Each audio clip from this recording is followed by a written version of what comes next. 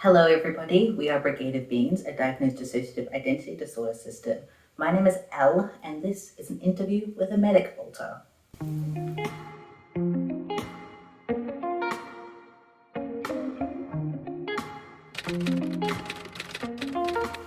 So first, a little bit about me. I am a relatively new fusion in our system. I'm 23 years old, the same as the body. I use she, they pronouns, and as I said, my role is a medic alter, which is a subtype of caretaker. So how I fulfill my role is I basically front when the system is either sick or injured in some way, or an alter has been fronting that perceives themselves to be sick or injured in some way. Because of trauma and because of stress and because of how it's compartmentalized in our brain, there are some alters who, even when the body is physically well, still see themselves as being sick or injured. So I tend to either front with or front after these alters have fronted to help calm down the body. But I also do a lot in the inner world.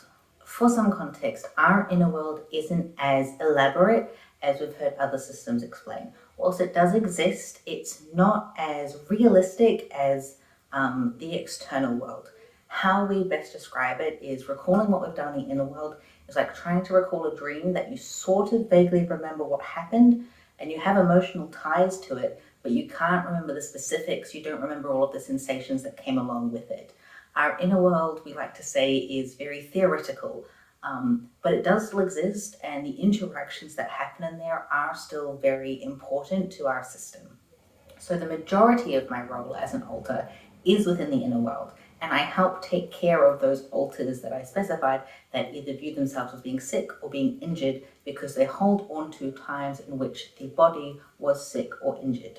Another thing that I do as part of my role is practice grounding skills and exercise grounding skills, so that when alters front and they are in distress or they're having a flashback, the body is familiar with what grounding feels like, so it's easier for them to practice that. So bilateral tapping, counting, describing visual things around us, seeking out specific comfort and grounding items is stuff that I practice so that when other alters are in distress, it is easier to influence them to be able to do those things because the body has practiced doing it. The next question touches on role stereotypes. Because medic is quite a specific role, I don't really know of any stereotypes that exist, although I think there's probably the assumption that I know a lot about medical care, nursing, first aid, doctoring, which isn't strictly true. I do know bits and pieces. We have done a couple of first aid courses, but not in many, many years. We have been around medical practitioners, but not in many, many years. So I just, because the brain doesn't know it, I don't know it. And because our inner world is quite theoretical, I don't need to know specifics to be able to help alters in there. But when it does come to fronting, I do lack that knowledge, and that's okay. I would like to learn more about it, but that's not something we are actively looking at learning currently, although if the opportunity presented itself, we would take it. They'd like me to talk about what's something I like and dislike about my role. I like being able to help other alters. I like taking care of the body. I like knowing that we are safe and okay and healthy. But I dislike the fact that I have to front in situations where we are not okay or we are not well.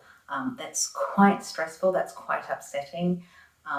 Having to deal with that and having to deal with a body that is sick and fatigued, so I can't actually do many things that I want to do because the body is fatigued, so I'm also fatigued. And there is, hurt isn't quite the right term, but there is a heaviness and a sense of responsibility that comes with helping alters that are stuck, feeling sick or injured, and feeling stuck in their trauma and stuck in their stresses. It's quite a heavy task to look after them. It's not as heavy as having to hold those things, but it's not something that I take lightly. It's something that has a lot of responsibility, and sometimes that can be quite hard knowing that I am one of the few sources of comfort that they have, and I can't just fix them. They need to work on those things in therapy themselves. They need to process those things individually, and as much as I can support and help them, it's not something I can just change, and that's quite hard to reckon with. How did I know my role? Even though I've very newly fused, I had an intrinsic sense of what my role was. I carried over from some of the alters that I fused from. So I'm fused from medics and caretakers, and I knew that my specialty, my skill set fell very much into helping with medical care, and helping alters who need that support. And so it wasn't really much of a question, it was just what I was already doing. It's what comes naturally to me, and so it's what fits me best. And it was kind of just an automatic sense of knowing.